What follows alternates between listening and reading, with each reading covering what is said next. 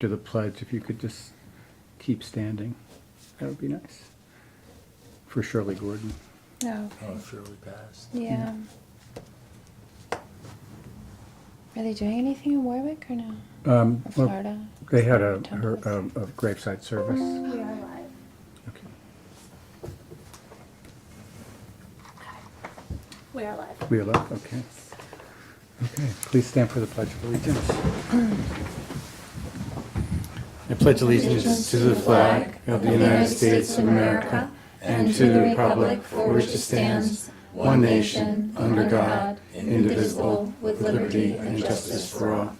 And if you could please keep standing, I'd like to have a moment of silence and thoughtfulness for the Gordon family. Recently we lost Shirley Gordon, who is a longtime resident of our community, husband of Seymour Gordon. They're both very dynamic couple, and they gave so much to our not only our village but our town.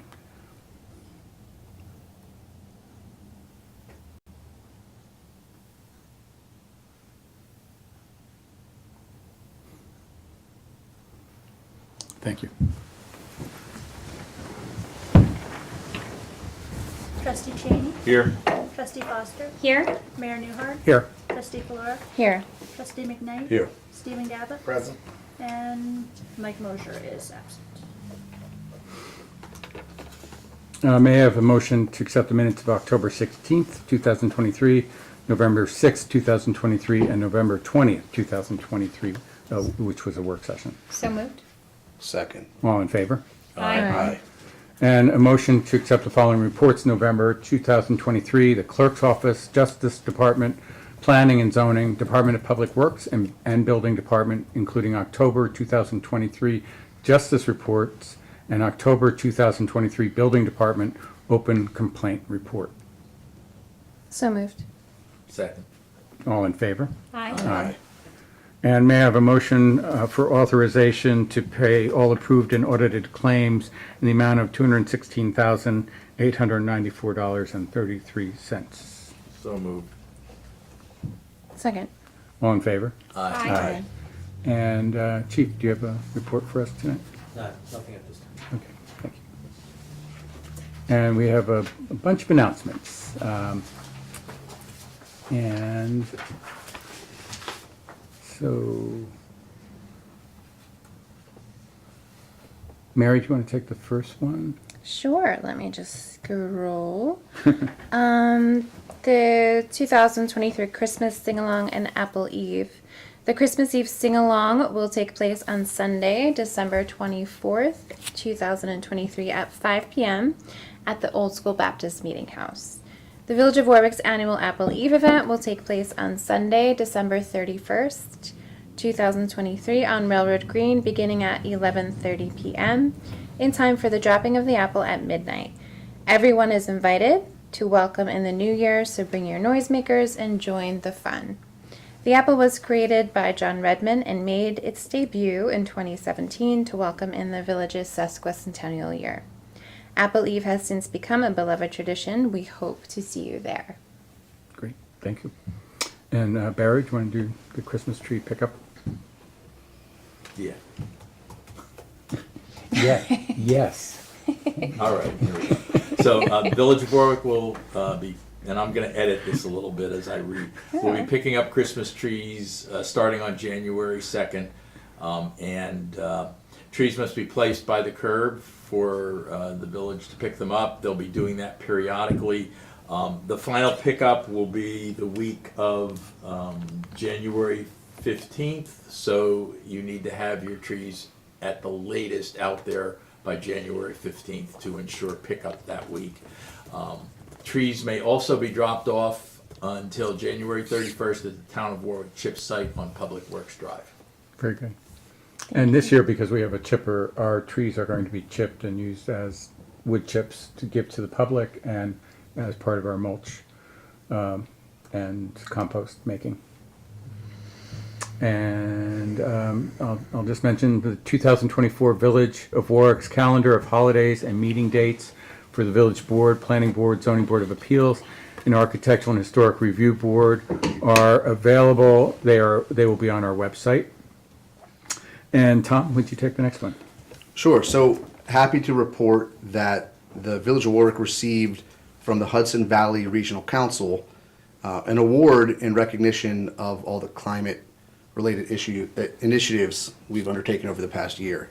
So the mayor, deputy mayor, and myself went a few weeks back to Newburgh.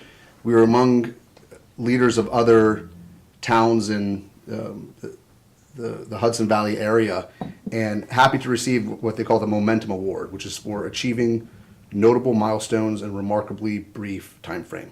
So it was nice to hear that recognition and to be among some really inspiring leaders who I would say are some of these municipalities are far ahead of where we are, but they are the top of the state. So we are in this area. That's true. And among good company. Yeah. So it's inspiring. We've got more initiatives planned. Yes. But it was nice to be recognized and to be among that crew. Yeah.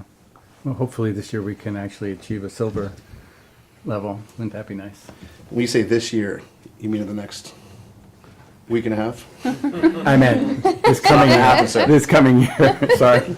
It's a good goal. And Carly. So the village is receiving an award from USDOT for planning and demonstration projects with Safe Streets for All. Folks may recall that we submitted a funding application in June of this year, and there were 3 different dimensions to that application, and we were funded for one of the dimensions. However, there's another open funding cycle going on right now, so I think we'll submit some of the things that we didn't get, but it is really exciting, the stuff that was funded. So the federal share, so usually when you have federal grants, there's a federal share and a local match. So the federal share is $406,166.40. And the total project costs are estimated to be a little bit over $500,000.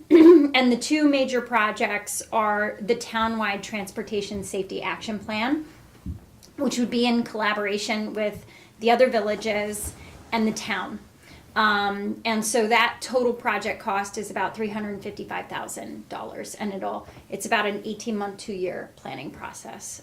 So the next steps on that, obviously over the course of, we can't begin any work until we sign an agreement with USDOT. So that will hopefully be happening over the coming weeks and months. We don't know exactly what the time frame is.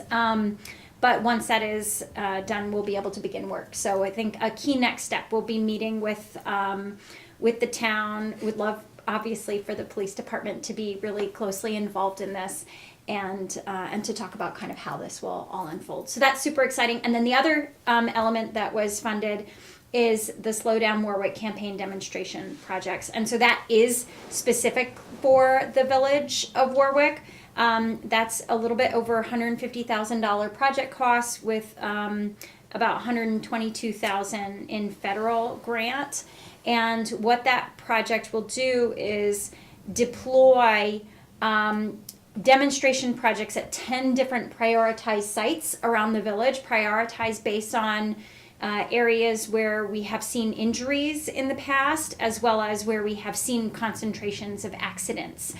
And the idea is that we're going to do both pre and post deployment speed testing and tracking, and working with the artist community actually to create measures that will be really in alignment with kind of the culture of the community. So picture, so we've seen some examples in other communities where there's like just really beautiful paintings on the roadway to kind of and make sure people know that they're in an area that they need to slow down, or art. And then it'll also be coupled with a public information campaign and lots of stakeholder engagement. So that'll be really exciting. And then hopefully we'll be able to take the lessons learned from that project, which is, we have like a 20-month schedule so that we can kind of see how it worked and everything, and we can maybe take some of those lessons learned and apply them more broadly across the town. Yep. That was, I think we're all excited about this. It would have been great to get the full Monty, Yes. but I don't think many people did. I looked at the other people who were awarded throughout the Hudson Valley and the state. And this is a federal grant, so this is countrywide, Yeah, Yeah. nationally competitive. nationally competitive, competitive. yeah. So, and you see more cities and towns and counties receiving these awards than villages. Little rural, little Little guys. rural Yeah. little villages. So I'm really just pleased and thank you for all the work that you put towards this, Carly. I mean, it was teamwork, of course. Yeah, the whole board was involved in that Right, application. Tom Yeah. did a lot of work in terms of the language and but we all helped out. You were the catalyst though, and so thank you for that work. Thanks a lot. And we've got a lot of work ahead of us because of it, but it was great. We received actually a call from an email and from Chuck Schumer's office, and so there's that report that's going on back and forth with his office, and that's good. He really went to bat for us, which was great, and that's what you need. So that was very good. Well, and so one thing I want to flag is some of the things that were not funded that we had pursued funding for was design for sidewalk and safety improvements on West Street. Also work on Galloway slash 17A, South Street extension, and then broader pedestrian zone improvements. And last year we had submitted for many of those same scopes of work under the RAISE grant, and we had been highly ranked and highly recommended for funding, but there was not enough money to go around. And so those scope items were included in that application. Tom and I met this weekend. We can easily roll them over into this one. And then there was a scope item that we had talked about submitting for Safe Streets for All that we did not, that I think we could also consider adding in, and that was the Dial-A-Bus rebrand and improvements and additional stops. And I think that would also improve our standing in the RAISE. I think that would make it really attractive. And then another scope item was that multi-use trail, but I think we'll be talking about that sometime over the course of the next month or two. Absolutely. So. Very good. We probably will need a work session Yes. just about this grant in particular. Yeah, and actually, that's, I was gonna ask the board tonight about that, and, I mean, there are many things, I mean, there's a lot on our plate and a lot on the horizon, so I would like to set up our next board meeting to do that early start, so that we can begin those discussions. I know we also have ethics, and we also have short-term rentals that we have to hammer out yet, and so those are under discussions tonight. I think we're gonna need much more time, and so if we can look at our calendars maybe tonight and come away with maybe a couple dates, because I think we're really gonna need it, and figure out our strategy. It's really gonna be a strategizing session when we meet. I'll move on to correspondence. We have a letter of resignation from Billing Control Clerk Deborah Pavlicek, and also a letter from Kim Williams regarding Main Street parking. I want to thank Deborah. She was here actually just a short period of time, 6 months, but found that this was not the best position for her, though she loved working here, so that was good. But I also want to mention on the letter from Kim Williams, she is a merchant. Excuse me. She's a merchant, and her concern is other merchants parking in metered spots in front of their stores. So that's has been a long-term issue and discussion. There was a mention of a potential real estate on West Street, and I'm not so sure what that is, but we'll investigate that too.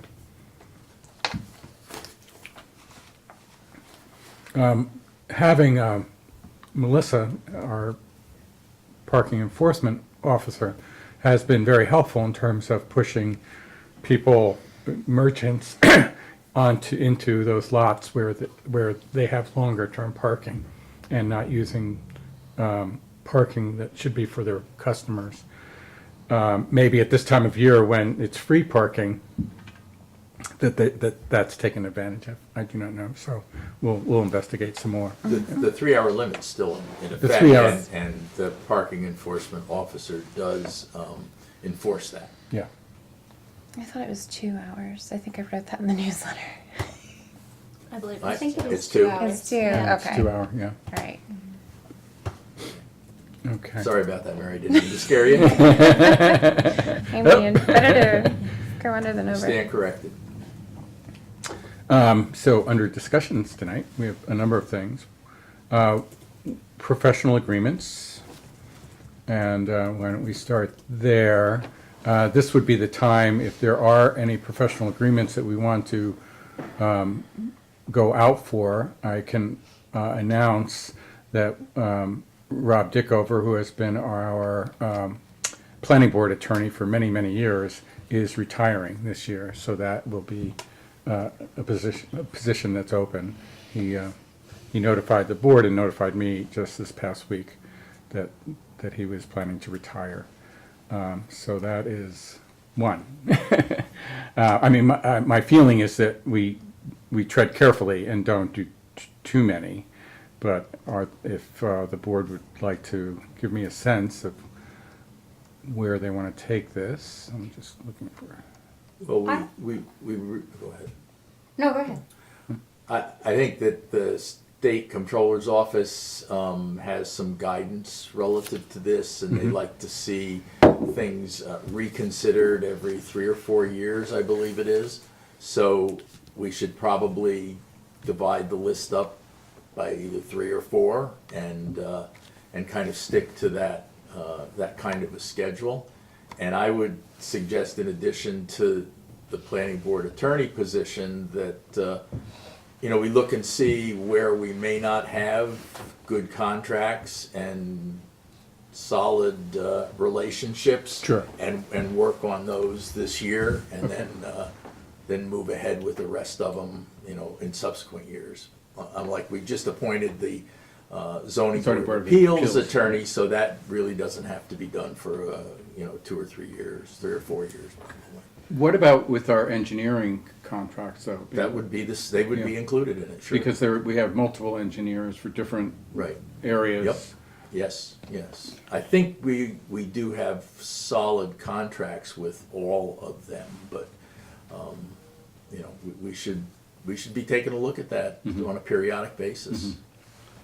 I mean, good point. When do we have a schedule of when we have last gone out to bid with every one of our providers? I don't know. I really am not sure. Yeah, it's been a while, so pretty much all of them are probably in excess of the 3 to 4 years. Oh, yeah, definitely. Well, our website It's is not. newer, yeah. But That was It's only that And was just one. ZBA attorney. Yeah. and ZBA attorney, so those are 2 recent ones. What I don't understand is why we have 2 software maintenance agreements under professional agreements. I think that's just more an expense. We pay annual maintenance on those. So I wouldn't necessarily wrap those up in professional agreements because my understanding is they're not doing any consulting or contracting or anything like that. It's just we pay an annual maintenance. So I would take out Edmunds and Municity Out of this category. out of this category. Right. Just for clarity's sake. I had some comments on sort of one of the things that I was hoping that we could do moving forward is maybe have a little bit more consistency in the contracts and like what the terms are to work with the village. And so, for example, for Barton and LaJudas or, some of the engineering contracts, there's a markup on subs or outside services, and I don't think that's acceptable. I think that has to be eliminated. What's your perspective on that? There are fees associated with that if they don't charge us want a percentage, they may charge us the administrative costs of managing those on an hourly basis, so. I bet they do though. Like usually it's customary to charge, like as they're managing them and they're reviewing their outputs, we get charged and then we could be getting charged on both sides. I don't believe we're getting charged on the administrative end Okay. of the invoices that I've seen don't include They don't seem- administrative charges. So it's a matter of negotiating, and it's a good point. Yeah, because it's 15% was what I was looking at, and that didn't seem really standard to me. But What was 15%? the markup on outside services.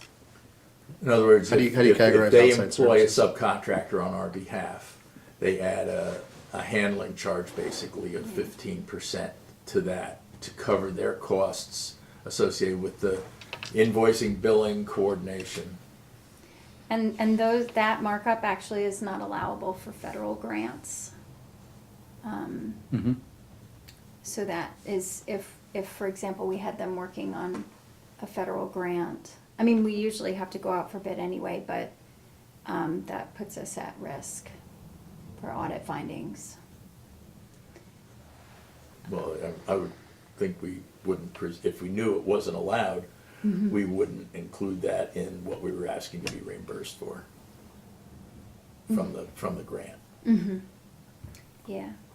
And if we didn't do that, then we'd probably get caught, like you said, and it would be deducted. Yeah, but, and then the other thing is, I was thinking that anyone that gets reappointed, it would be good if they could submit their quals with the appointment requests. Regardless of whether we do competitive solicitation. Yeah. I think that was. So another I saw thing that Naughton and Torrey did that, and I thought that was, with their qualifications. yeah, submitted their qualifications alongside the request for reappointment. I'd also like to make sure that for each of these providers, we have an actual contract in Yes, place. that's- Because yeah. we've run into it in the past where there has been one with, we have a contract, and so we need to. That's true. And Sort that. insurance. And insurance. And insurance. Also, the list that was just sent out, we have to update the Walling Road. Information technologies, that's still in there. So we need to update that one with the new provider and any contract there. Right, so just to summarize this point, I think we're looking for kind of a revised list of the professional agreements. With the When- dates. With the yeah. dates that they were originally appointed, or last time had gone out to bid, to ensure, do we have an active contract in place, yes or no, for each of these? And then from there, we'll be in position to, I think Barry, you mentioned, put them into different groups to determine, because, you're not gonna do everything at once, obviously. Right. Do we want to hold off on that deliberation until we have more of an updated Well, we can do that. list? I mean, we can have that ready for the next board Yeah, I mean, meeting. I would suggest, Yeah. a recommendation to come from you and the clerk as to what ones we'd want to tackle. And we have to get going with that because we want to receive them, review them, and make a decision and be ready. Correct. Your decision relative to appointment Right. on April 1st. That's right. So, okay.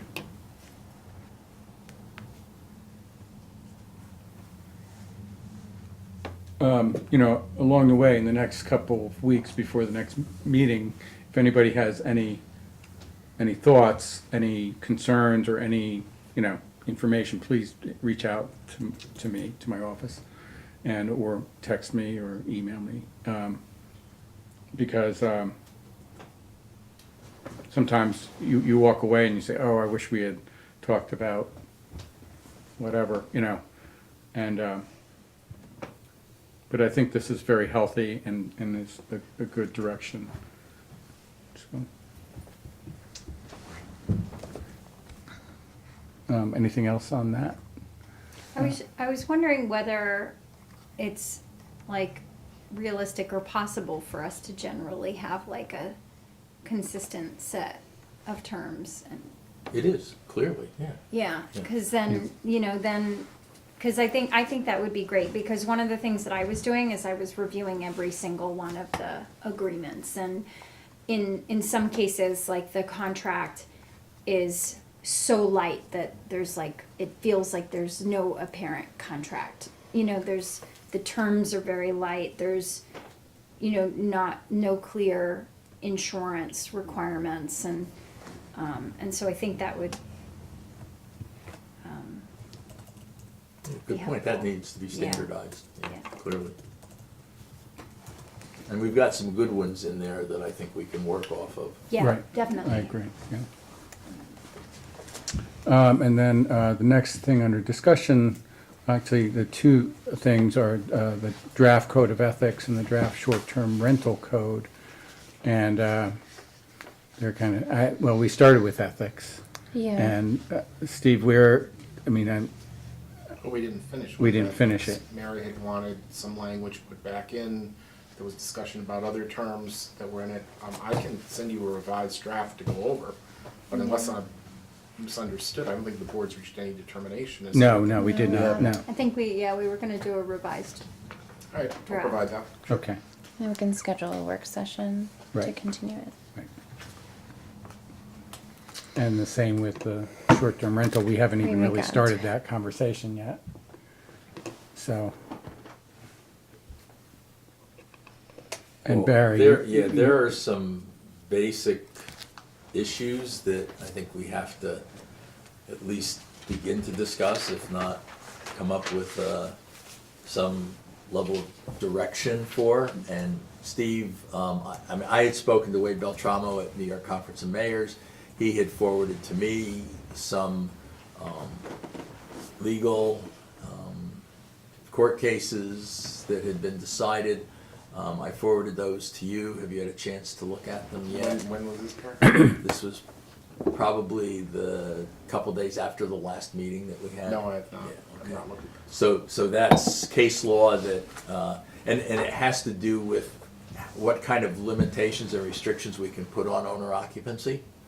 I know we've, had kicked it around in the past and that, the property needed to be occupied by the owner. I think the draft that we have in front of us said, like 1 day more than 6 months. And there seems to be some case law that would say that we can't be that restrictive. And maybe even can't be restrictive to the point where, somebody could basically buy a property to use as a short-term rental and never occupy it. And that we may not be able to have it that be that restrictive. But again, I think guidance from our attorney would be helpful in that matter. It seems, we also spoke, Mayor and I spoke with Boris, our building code enforcement officer, and he gave us some information, I haven't looked at it yet, that basically says that multiple residence buildings are restricted from having short-term rentals in them by the state By the state. law or state code. Yes. Building code. So that kind of takes care of that item for us. And then, there's the issue of whether it's allowed, whether it would be allowed in the GC zone for, like apartments over buildings. And that, I think, is something that we would need to figure out. Well, if it were apartments, it could only be 2, correct? I believe there's a Yeah, restriction. apartments and condos are also restricted according to New York State law. Okay. And then one of the other questions that I had was, what our parking requirements would be. If there are,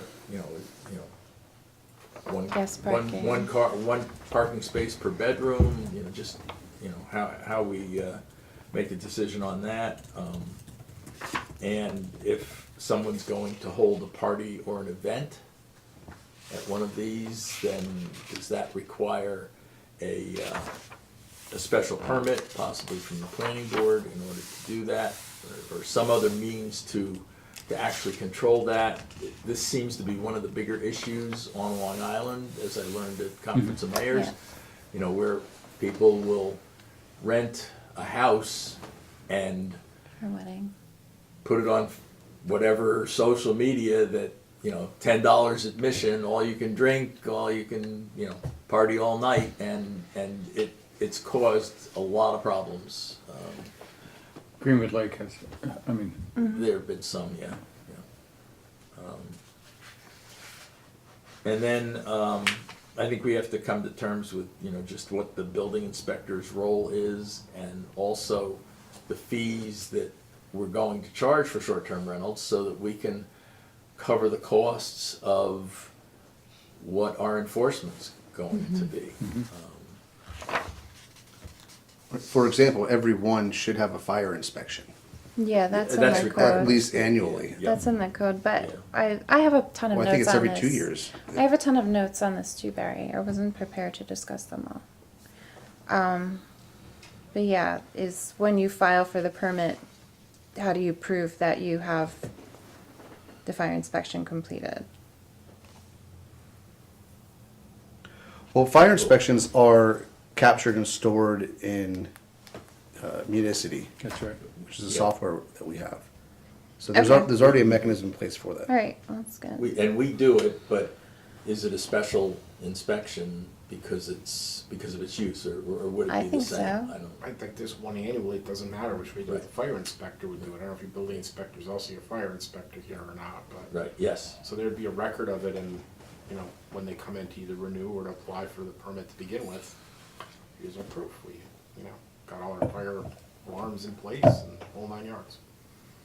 And then an exit map, an emergency exit map. Right.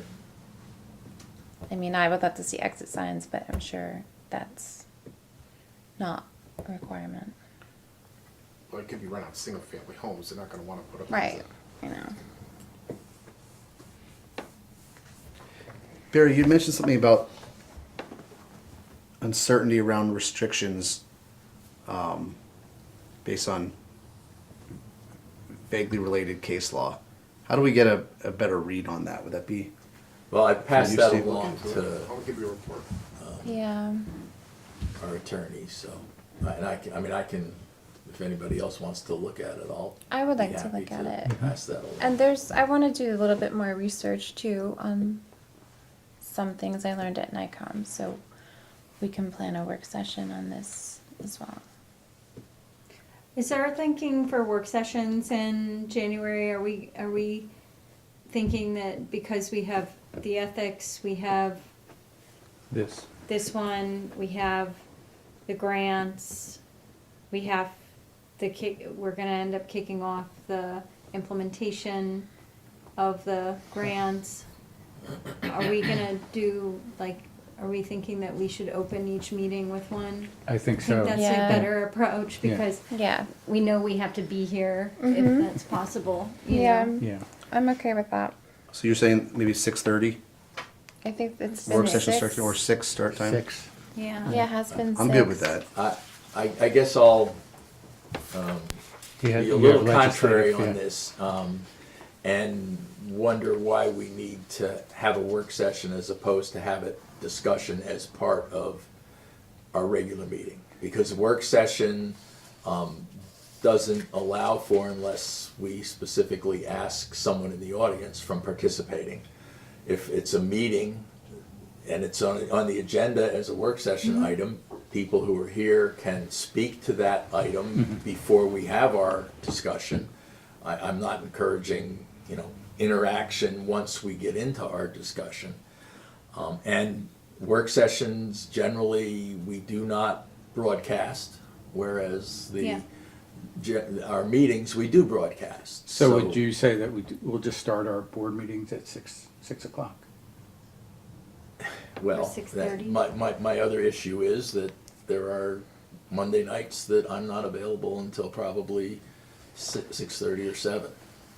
Yeah, it's just that, you know, these are big topics, and they're, I mean, I agree. I mean, we can do that. My concern is someone comes to a board meeting to hear numerous topics and we spend the first hour and a half on one thing, right? Right. It doesn't incentivize them to wait around to hear the right, part they're most interested in. right.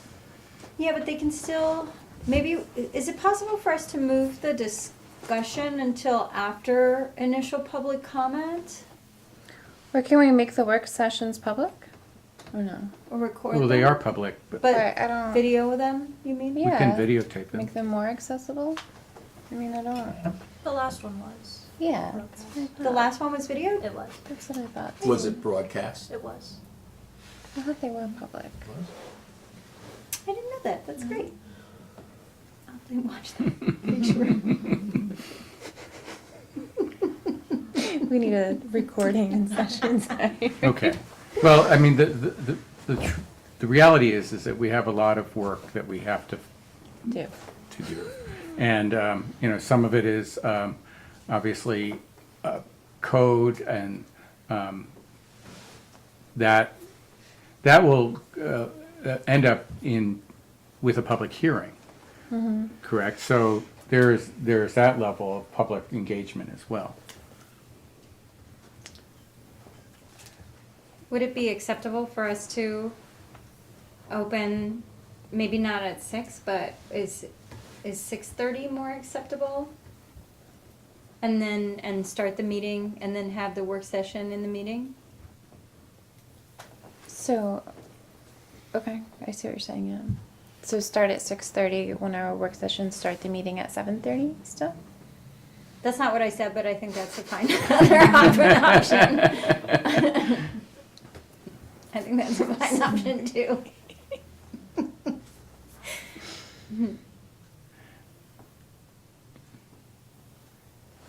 So what we have on the floor is starting the meeting at 6:30 as a work session, which we would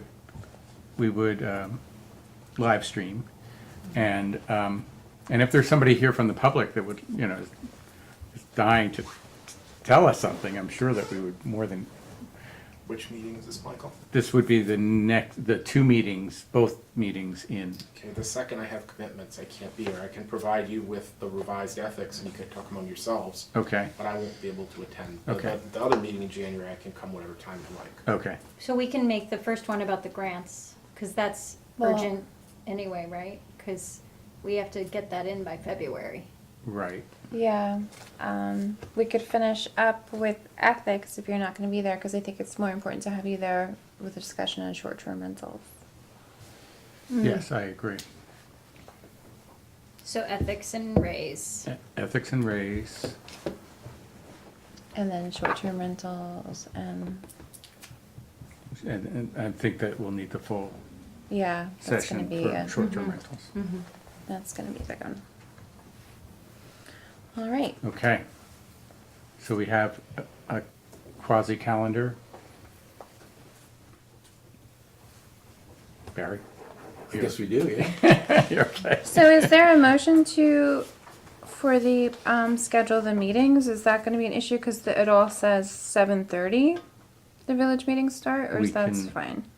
The work sessions just get published. Okay. So it'll just get published Alright. for 6:30. Right, Okay, gotcha, thank you. okay.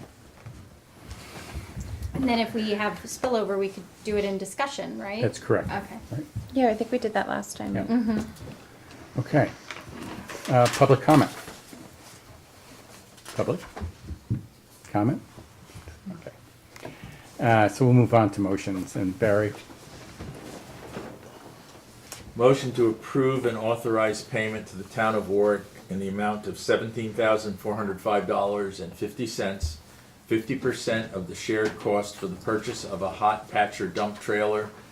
The total cost of the hot patcher dump trailer is $34,811. This is an unbudgeted item. Funds to be allocated in budget code A 5110.2350. Second, discussion, Discussion, yeah. please. Who's going to own this trailer the town or the village? It's, I think it's kept at the town barn, but we have been using it whenever we needed it. Okay. So that's pretty much how it's happened. So this is more they're asking for the village's contribution. Yes, but it is definitely a, it's probably better off in the town barn in terms of the amount of space they have comparative to us. Okay. Yeah, Will they be taking on the maintenance burden? they will. Are the other villages using the trailer too? Is it roughly 50-50? It's really between us and the town. I think it's because of the amount of roads and the amount of use that we have for it. But I'm sure if the Village of Florida needed it, there would probably be no problem letting them use it. But Well, then again, maybe they should have thought of being a contributor to the cost. well, but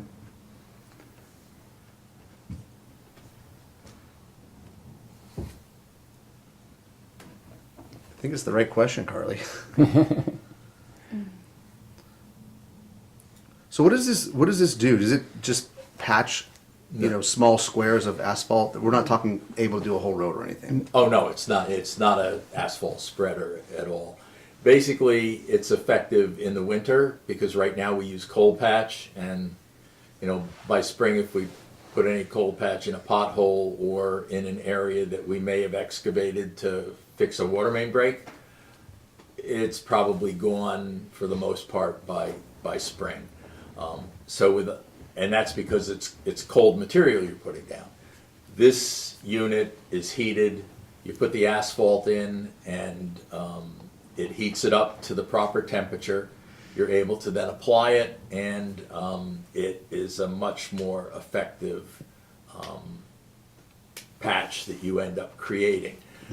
It's also going to be helpful in the spring and the summer, where we may not, where we be able to get a decent sized load of asphalt in it, but we'd be able to use it over a couple of days. Whereas if it's left unheated, it basically turns into cold patch, and its value is minimized. So I think in talking to Mike, that those are the two ways that make the most sense in using it, and it is going to be beneficial.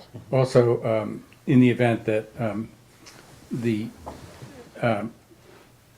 materials place is not open, which often it isn't, that we can go further afield and get asphalt from different plants. So, Well- which would take longer, but it's with this. But you can also buy bricks that are about like this, that you pop in, it heats that, it's the right mix, the temperature heats it to become hot asphalt, and you can deploy that and pack it in and have a good hot patch. So the question on the floor, though, is should Florida and Greenwood Lake be asked to? Well, I don't know that That's maybe correct. that's the question on the floor, but I think we need to understand with the town what this shared service There should be- entails, right. and who's going to be responsible for what. If they're going to pick up all the responsibility for maintaining the equipment, then maybe that gives them the right to share it with others, or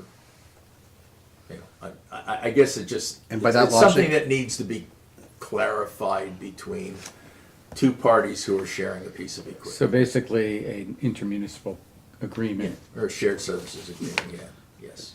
Yeah, it does seem it does seem a little Is that something that should, goosey to just be giving them a. is that something that should fall under professional agreements, or No, I don't it's think separate? so. The other question I have is why now? This was unbudgeted. Why is it an issue now? Well, let me just say that it was It was a phone call from the town DPW supervisor to the village DPW supervisor. I was requested to chime in, said, oh yeah, that's a great idea. And we were not aware whether the town had actually purchased it or not. They didn't tell us. And then our budget had already been created. So they did, thinking that we were in, so. Oh, I see. Yeah, there's an email from Mike in our packet that saw that. talks about it. Kind of explains how it all came about. It does sound useful. I think more information would be nice to understand between the town and the village, what that split looks like, and if any of the other villages plan on being involved.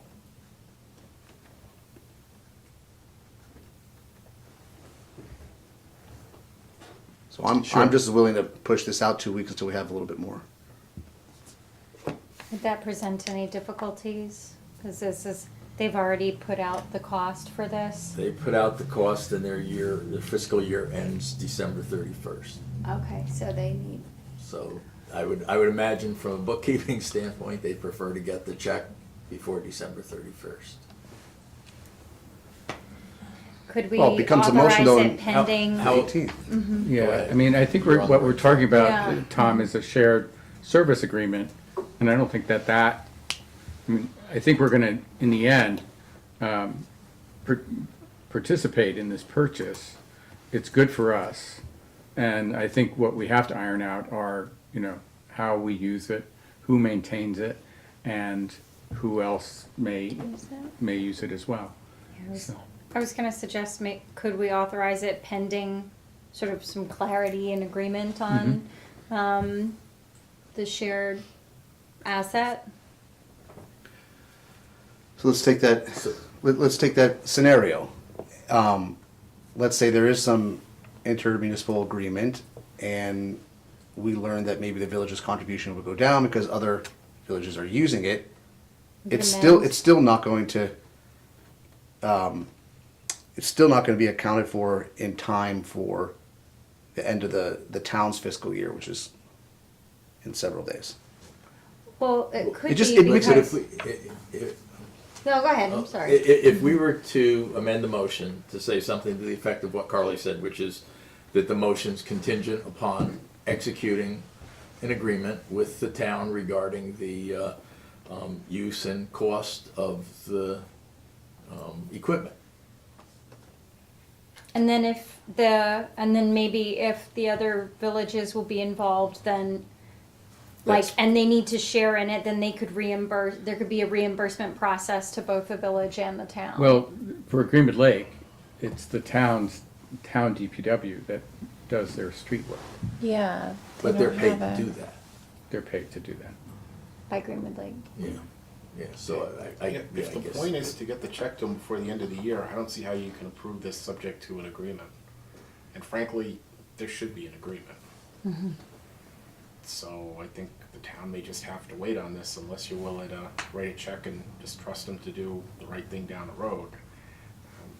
Not that I don't trust the town, don't get me wrong, it's just, it's bad practice in general. Right.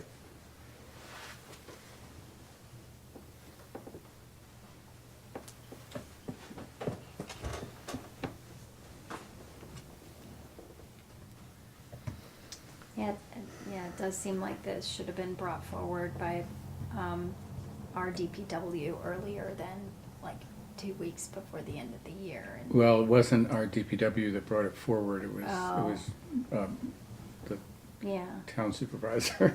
Well, Oh. I mean, the Even the so, it's the invoice 18th of December. came. I mean, I don't know exactly when we started sharing the service and sharing the equipment. Yeah. But this has got to be weeks after when that occurred.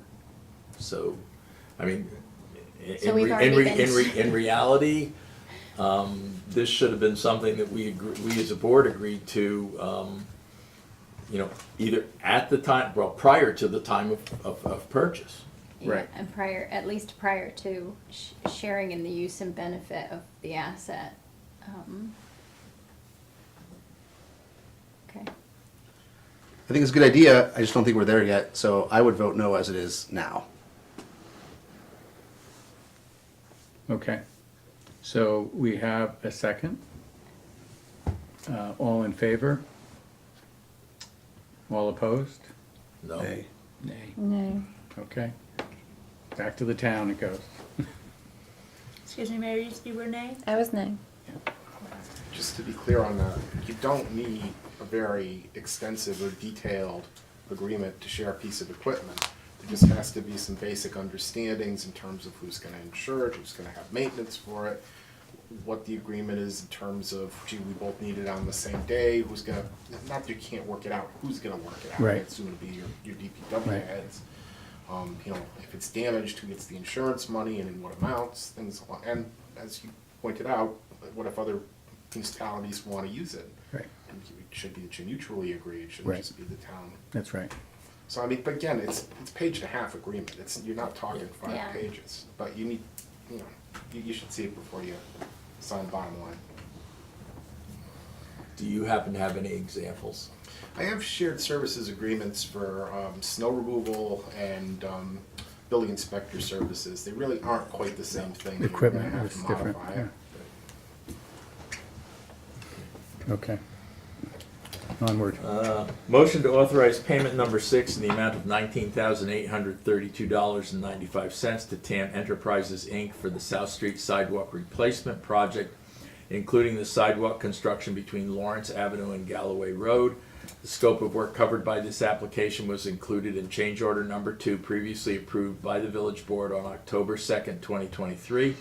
Funds are appropriated in budget code A 5110.4400 in the fiscal year 2023-24 budget. Second? Okay. Quick question Yep. / discussion.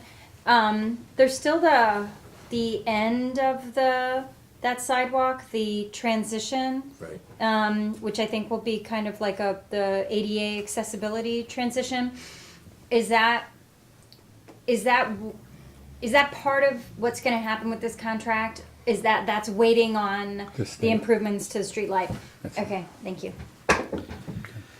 So I saw in the note from the village's engineer that the balance amount to finish the project is 30,000 and change. But they're recommending to approve this 19,000. So the project's done, right? Does that mean we're gonna owe another, say, almost 11,000 or 10,600 something? I know there's a 5% retainage fee. I saw that in TAM's agreement, but it seemed, we did talk about this, as I think the motion mentioned, several meetings ago. I know we're already over on that, but why is there a continued payment schedule when the work appears to be complete?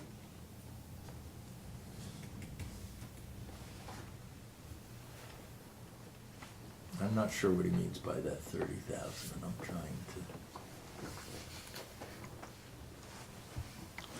You see Dave gets his email, His letter? his letter. Yeah.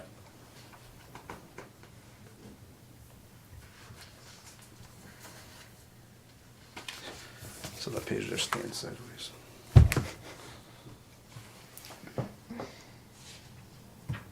So we'll just do this. What date was the work completed, though?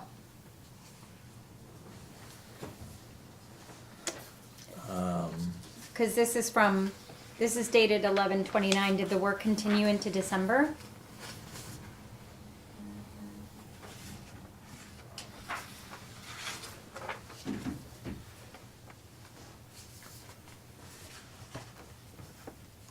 I think it did, but could be wrong.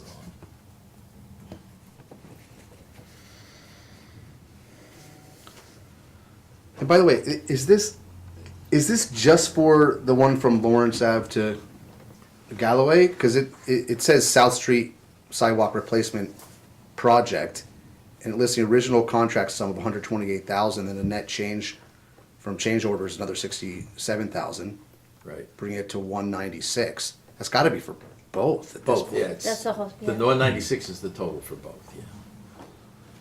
They're saying they've completed 175 to date, so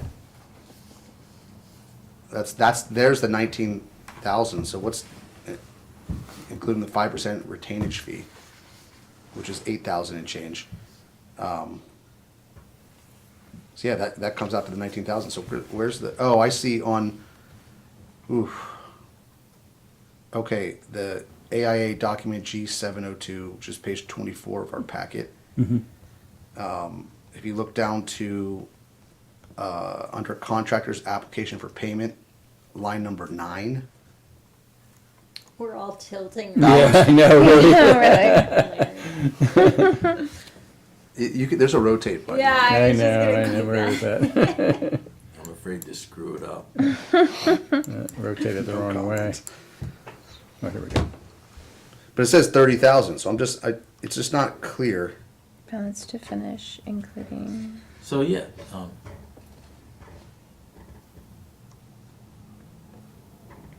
It says line 3 less line 6, line 3 being contract sum to date, line 6 being total retainage.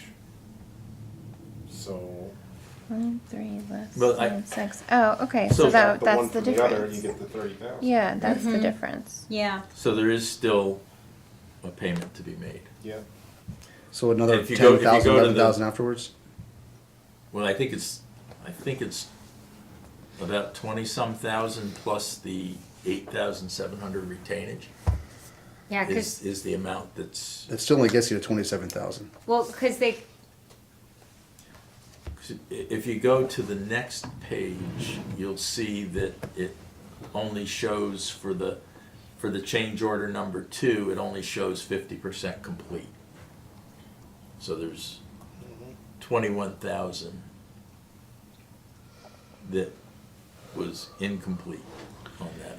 Are you saying the last line of that continuation sheet, No, where it says 50%? G703-1992, it's the continuation sheet. Yeah, the bottom of the continuation sheet, CO, change order number Number 2, yeah. installation, trench, drain, curb, sidewalk, asphalt, and landscaping work. Oh, that plus that- the 8,000 retainage. Yeah. Is the 30. So yes, there will be another payment request, which I would have thought we would have had by tonight, because I think we have to have this all buttoned up with community development before the end of the year, but maybe it was just the work being completed and not payment being made. Well, it was completed in November, I think. No, it went into December. Oh, so we would see this again in January. You should see a final payment. And by the way, why is TAM Enterprises not on the list of professional agreements? Well, It went out to this was a bid. contract that was bid, so. and they're that's- construction contractors, This right? is well, they also provide other services. Our sludge disposal is handled by them, which Right. is a bid, that's done. So don't know, bids every year. we don't count the professional agreements under No. bids? Different. Correct, yeah. Yeah. They're out of the annual cycle. Well, professional services aren't subject to competitive bidding. You can award them to whoever it is you want to award them to. You put out an RFP periodically just to see what kind of price you can get. But that aside, even if the RFP comes in, you don't have to take the lowest one. Take whoever it is you're comfortable with. Okay. So going back to Dave's letter, he's saying the balance amount to finish is $30,000. One, it's finished, right? This was But written- as of this Oh, this was submittal, this authored- payment request, there Okay. was $30,000 left. So I guess what I'm getting at is, what is the final amount going to be? It's gonna be the 190, No, I'm sorry, the last payment amount. How much is TAM going to ask for in January? 30. 30.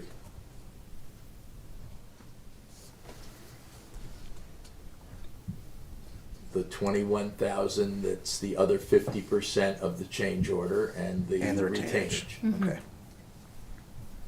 Yeah, unless there's another change order, that's all that's left. There's, There better not be. to my knowledge, there No, was no there- change, there are no none, yeah. other change order. At least we haven't seen one yet, and I don't expect one. Okay, I'm good. Okay. Any other questions? So we have a second, all in favor? Aye. And Carly? No. Oh, no, still you. One Oh, more. I'm Motion sorry. to advertise and receive proposals for the materials and construction of a pole barn building at 24 Memorial Park Drive. Okay. Second.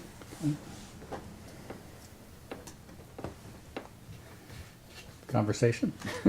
Well, Do I- we have a general idea of how much we anticipate spending on that? More than we have in the. We have an engineer's estimate for the basic building and foundation and slab of about $250,000.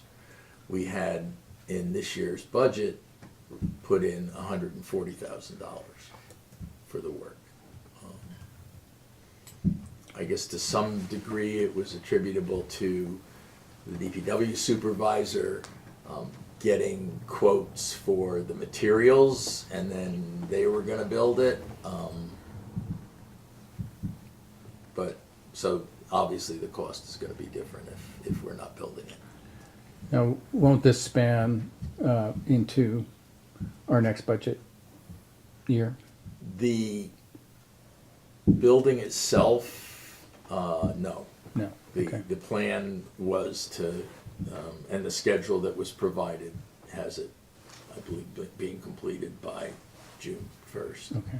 And the interior work that the village is going to do, DPW is gonna do, building some walls and offices and storage areas that are gonna be on the inside, they're gonna do that. That will happen, after June 1st, and we'll be able to have that as part of our budget consideration for the 24-25 budget.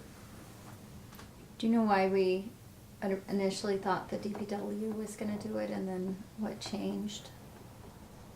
Their schedules or it was It re- complex? Complexity. Yeah. Yeah.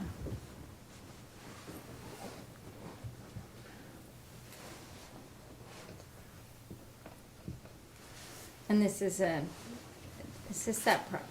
project they've been asking for a few years. Is this what's gonna go in the pole barn? What's going to go in it? Mhm. Offices, What's in the number trailer? one. Water department. And the offices for the DPW, water department, some storage, and there's going to be room to store equipment in there as well. Not the big trucks, but smaller equipment. There'll be a garage bay, correct, I think? Multiple garage. Multiple bays. garage bays. Yeah. So this is a motion to advertise and receive proposals. So I think that at least that's the first step. And then we can see where the costs land and then make some determinations along the way. So. Any other questions? So we have a second. All in favor? Hi. Aye. Motion to grant permission to the Albert Wisner Public Library to use Stanley Deming Park to hold the 2024 Children's Book Festival on Saturday, October 12th, 2024 from 11 a.m. to 4 p.m. as per their letter dated November 29th, 2023. Permission to include 3 food trucks to be parked on the grass between the creek and the handball courts on the west side of the park. Additional 6 to 8 garbage cans placed near the food trucks and festival tents. A 3x12 banner to be hung on the fence by the entrance of Stanley Deming Park at the intersection of South Street and Parkway from Sunday, September 29th, 2024 through Saturday, October 12th, 2024. Festival tents to be set up beginning at 9 a.m. on Friday, October 11th, 2024 and removed by 1 p.m. Sunday, October 13th, 2024. Use of Stanley Deming restrooms, Uncle Brothers Band to perform a free children's concert under the bandstand from 11:30 a.m. to 3 p.m. during the event in coordination with DPW Supervisor Mike Moser use of designated parking in the large section of the grass behind the basketball courts, and additional temporary accessible parking spaces designated by the village on Parkway, close to the entrances of Stanley Deming Park. If possible, for the DPW to provide spotlights for the setup date of Friday, October 11th. Approval contingent upon providing the Village of Warwick with certificates of insurance, naming the village as an additional insured from all food truck vendors at least 30 days prior to the event, and obtaining permission of the Warwick Valley Central School District to use the Park Avenue School for parking, and providing such documentation 60 days prior to the event. Completed facility use permit, proof of insurance, and security deposit have been received. Okay. Do you have a second? Second. Okay. Any questions? All in favor? Aye. Motion to hire Savannah DeLucia and Skylar Blanton as part of the fiscal year 2023 to 2024 special event staff at a rate of $15 per hour for the Christmas Eve sing-along and Easter egg hunt, per the recommendation of Village of Warwick Recreation Director Ron Introini. Do you have a second? Second. All in favor? Aye. Motion to acknowledge receipt of the standardized notice form from the New York State Liquor Authority for on-premises liquor licensed craft beer cellar located at 93 to 95 Main Street, Suite 2, Warwick, New York, and authorize the village clerk to submit a letter notifying the New York State Liquor Authority that there are no objections to this notification and application, and waive the 30-day notice requirement of filing a New York State liquor license application. Okay. Second. Let's discussion. Sure. On the application, hang on, I'm trying to bring it up.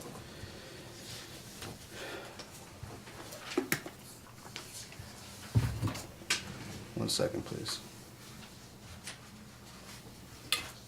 Maybe a minor thing, says, is the premise located within 500 feet of 3 or more on-premise liquor establishments? There's the Warwick Thai, there's the 100 Main, and there's Baird's. Appears those are all within 500 feet. Just in the interest of making sure this is an accurate application, I'm not sure I agree with that number 18 in the application. How is it filled out? I don't, It said no. it said no.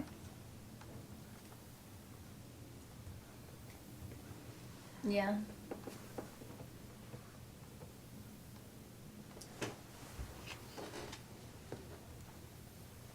Warwick Thai does serve liquor. Yes, they do. Do they?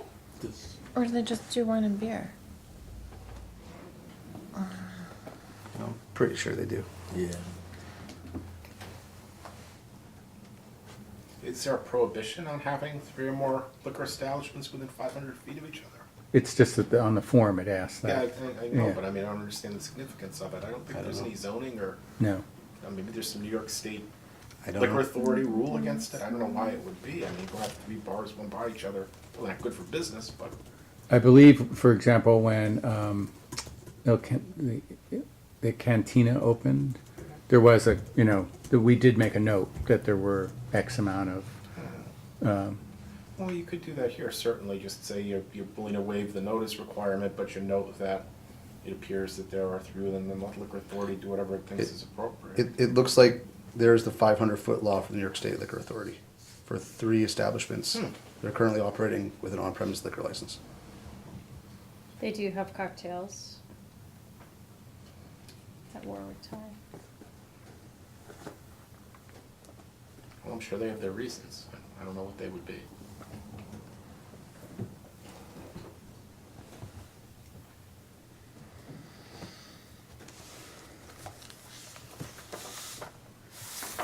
Yeah, so that's. Oh, I think it just says you need a public hearing if that's the case. Oh, well, that would make more sense. Because I mean, even if you had 3 restaurants, one right next to each other, and they all have liquor licenses, and what's wrong with that? It says there's an exception known as the public interest exception. Oh, that makes sense. So.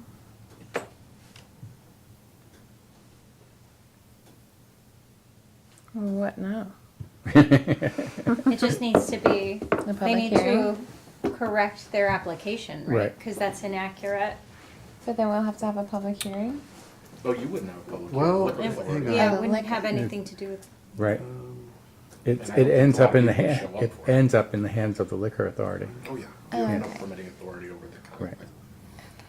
So, We're basically being asked to waive the 30 days. That's all, yeah. we're being asked to do. So we could, in waiving the 30 days, also note the fact that the application indicates that there are, no more than two, but there actually are four, or that there actually are four, or three. I'm three. sorry. 3. Yeah, that seems appropriate. I mean, it's not, what you get is an opportunity to object, basically, or comment, I guess. You know, if there's a place that's got a bad reputation or, you know, criminal activity or something, the liquor authority wants you to tell them. So this isn't quite that type of thing, but if the liquor authority has concerns about or requires a public hearing, if there's 3 establishments with liquor licenses within 500 feet of each other, they should know. So I would say we're willing to waive the 30 days, they don't have to wait for that, but our comment is, it appears there are 3, or will be 3, within 500 feet of each other. there are There three. are 4. Well, There are. There all are there- 3. And again, there are 4 right within 500 feet of each other. This is just a change of, I guess, ownership of the, or. No, this No. is adding Yeah, liquor because beer. they don't Oh, currently sell oh, liquor. Right. Yeah, beer. So they have to reapply. They're just beer and wine right now.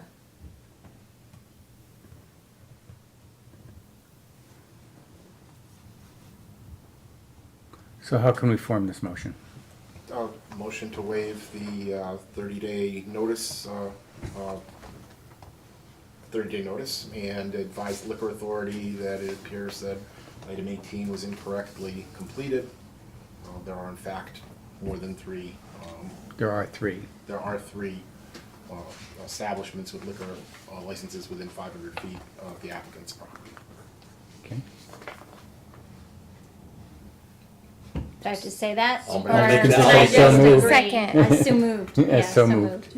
Okay. And do we have a second? Second. Okay. All in favor? Aye. Okay. So was the first motion? Oh, we didn't. Motion to deem the initial motion amended nunc pro tunc to provide as the second motion was worded. Okay. Somebody want to do that? Okay. Yeah. What so was moved. words? So moved. Just making up words here, I don't know. Non pro tunc. What language is that? Latin, I know. What it means is that the prior motion will be amended as though it had originally been worded to provide as the second motion provides. Okay, very good. Now I see why So- you used the. I so moved it. one. And do we have a second on that? Second. Okay, all in favor? Aye. Ooh, boy. In the weeds. Okay. I have a resolution introducing a proposed local law establishing a community choice aggregate program. Whereas the village board of the Village of Warwick has a local law before it entitled "A Local Law to Amend the Village Code by Enacting a New Chapter 60 entitled Community Choice Aggregation Program." And whereas, in order to enact the said local law, it is necessary to formally introduce it and to hold a public hearing on it. Now therefore be it resolved as follows, that the movement of this resolution does hereby introduce the proposed local law, and 2, that a public hearing on the proposed local law be set for January 15, 2024 at 7:30 o'clock p.m., and that due notice of the same is directed to be given by publication and posting. Do we have a second? Oh, second. And it's a roll call. Trustee Cheney? Yes. Trustee Foster? Yes. Trustee McKnight? Yes. Trustee Flora? Yes. Mayor Newhart? Yes. Very good. So we have 2 addendums.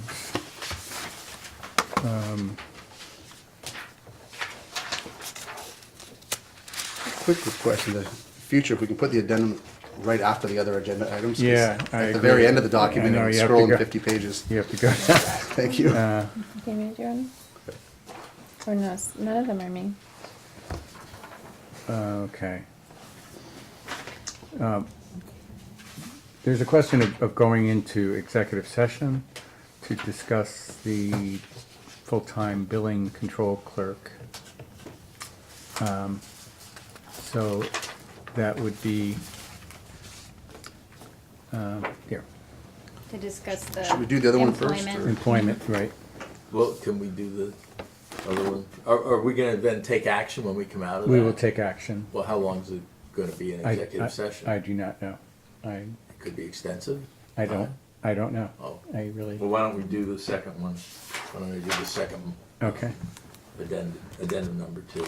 okay. Motion to amend the motion enacted on December 19th, 2022 to authorize HVAEA engineers to prepare a resubmission of the application for the Bridge New York program current round for the Wheeler Avenue culvert replacement as an amendment to the existing authorization in place between HVEA engineers and the Village of Warwick at no increase in the cost stated in the original motion. Okay, Second. all in favor? Aye. Aye. And so, and we'll go into my office. I think that's the What, is easiest it way. this one? Yes. Motion to go into executive session to discuss the medical, financial, credit, or employment history of a particular person or corporation, or matters leading to the appointment, employment, promotion, demotion, discipline, suspension, dismissal, or removal of a particular person or corporation. Okay. Do I have a second? Second. All in favor? Aye. So we will actually be making determination, potentially, when we come back from executive session on this subject. Do you need me? No. I will catch the recording. Best of luck. Thank you. Thank you very much. Thanks for being here. Happy holidays to you. You as well. Thank you. So, Should we? Oh, I guess I we can don't have to leave go if you, anywhere. that Okay. would be easier. Okay. Let me Can we just just stay cut here? the live. Carly? It's really better to go into the mayor's Oh, okay. office just Okay. for, okay, to be on the safe side. okay.